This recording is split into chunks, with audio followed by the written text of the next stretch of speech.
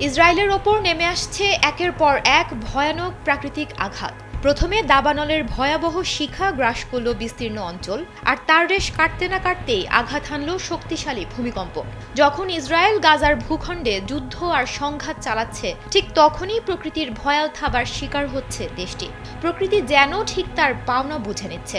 একটার পর একটা প্রাকৃতিক দুর্যোগ এ অঞ্চলে দিয়ে যাচ্ছে সতর্কতার বাণী। বৃহস্পতিবার শক্তিশালী একটি ভূমিকম্পে কেঁপে ওঠে ইসরায়েলের মধ্যাঞ্চল। মার্কিন ভূতাত্ত্বিক জরিপ সংস্থা ইউএসজিএস জানিয়েছে, রিক্টার স্কেলে ভূমিকম্পটির মাত্রা ছিল ৬.২ এবং এর কেন্দ্র ছিল ইসরায়েল তীরবর্তী গ্রিক দ্বীপপুঞ্জে ভূপৃষ্ঠ থেকে প্রায় ৬৪ কিলোমিটার গভীরে। RICL TMX, যুগের পর যুগ স্থাপনা থাকে মজবুত।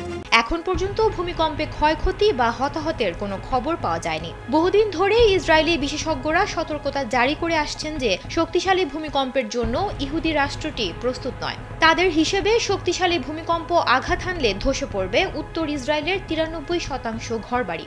এর আগে ১৯২৭ সালে এই অঞ্চলে ৬.২ মাত্রার ভূমিকম্পে মারা যায় ৫ শতাধিক মানুষ, আহত হয় ৭ শতাধিক। ভূতত্ত্ববিদদের হিসেবে সেখানে প্রতি ১০০ বছরে অন্তত একবার শক্তিশালী ভূমিকম্প আঘাত হানে।